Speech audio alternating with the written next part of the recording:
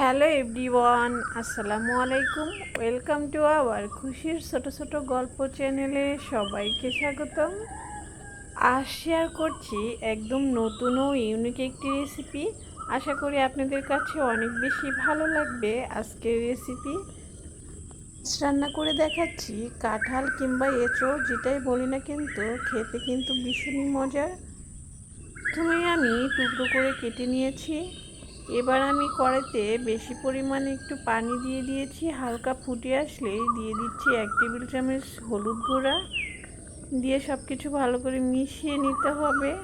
আর একই সাথে আমি কাঁঠালের টুকরোগুলো দিয়ে দিচ্ছি।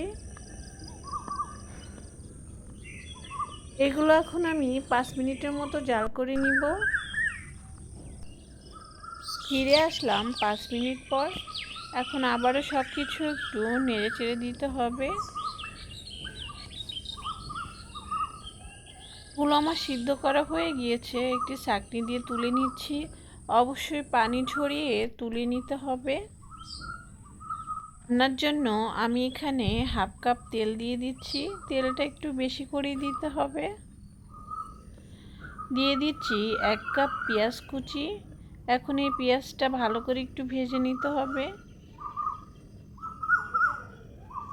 ভাজা হয়ে গেলেই এখানে আমি গরম মশলাটা দিয়ে দিচ্ছি। এখন সব কিছু ভালো করে মিশিয়ে নিতে হবে। মিশিয়ে 2 মিনিটের মতো ভেজে নিব। মশলা দিয়ে দিচ্ছি 1 টেবিল চামচ দিয়ে দিচ্ছি হলুদ গুঁড়া, 2 চা চামচ দিয়ে দিচ্ছি লাল মরিচের গুঁড়া, 1 চা চামচ দিয়ে দিচ্ছি জিরা গুঁড়া, আর 1 চা চামচ করে দিয়ে দিলাম আদা রসুনের বাটা। এবার দিয়ে দিচ্ছি স্বাদ মতো লবণ। সামান্য একটু পানি দিয়ে দিচ্ছি যেন মশলাটা পুড়ে না যায়। এবার মশলাটাকে ভালো করে কষিয়ে নিতে হবে যেন কাঁচা গন্ধটা চলে যায়। মশলাটা কষানো হয়ে গিয়েছে। আমি এখানে চিকেন ব্যবহার করছি। আপনারা চাইলে এমনিতেই রান্না করে নিতে পারেন, কোনো সমস্যা নেই, একই প্রসেসে।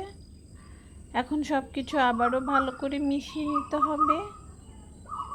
মিশিয়ে ঢাকনা দিয়ে ঢেকে দেব 5 মিনিটের জন্য। ফিরে আসলাম 5 মিনিট পর। মাঝখানে কিন্তু এঁচোড়টা আমি দিয়ে দিয়েছি।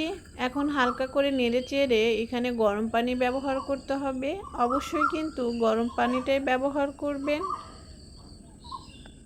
এখানে 2 কাপের মতো গরম পানি ব্যবহার করেছি। এখন সব কিছু মিশিয়ে ঢাকনা দিয়ে ঢেকে রান্না করে নিতে হবে। 10 মিনিটের মতো ঢাকনা দিয়ে ঢেকে রান্না করে নিয়েছি আমি। ফিরে আসলাম 10 মিনিট পর। এখন আবারও সব কিছু ভালো করে মিশিয়ে নিতে হবে। এ পর্যায়ে চেক করে নিতে হবে লবণটা। আর দিয়ে দিচ্ছি কিছু কাঁচামরিচ। এই কাঁচামরিচগুলো কিন্তু ঝাল ছড়াবে না, শুধুমাত্র ফ্লেভারের জন্য দিলাম। আর দিয়ে দিচ্ছি 1 টেবিল চামচের মতো গরম মশলা গুঁড়া। দিয়ে আবারও সব কিছু ভালো করে মিশিয়ে নিতে হবে।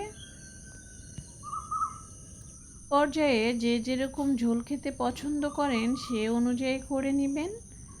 এই তো রান্নাটা কিন্তু পুরোই আমার হয়ে গিয়েছে। চুলাটা আমি বন্ধ করে দিলাম। এবার সার্ভ করে দেখাচ্ছি কতটা সুন্দর হয়েছে। এখন মাশাআল্লাহ, কালারটা কিন্তু অনেক বেশি সুন্দর হয়েছে আর খেতেও কিন্তু ভীষণ মজার ছিল। আশা করি আপনারা অবশ্যই বাসায় ট্রাই করে দেখবেন। আর যদি ভালো লেগে থাকে তাহলে প্লিজ আমার চ্যানেলটাকে সাবস্ক্রাইব করে দিবেন, আমার পাশে থাকবেন।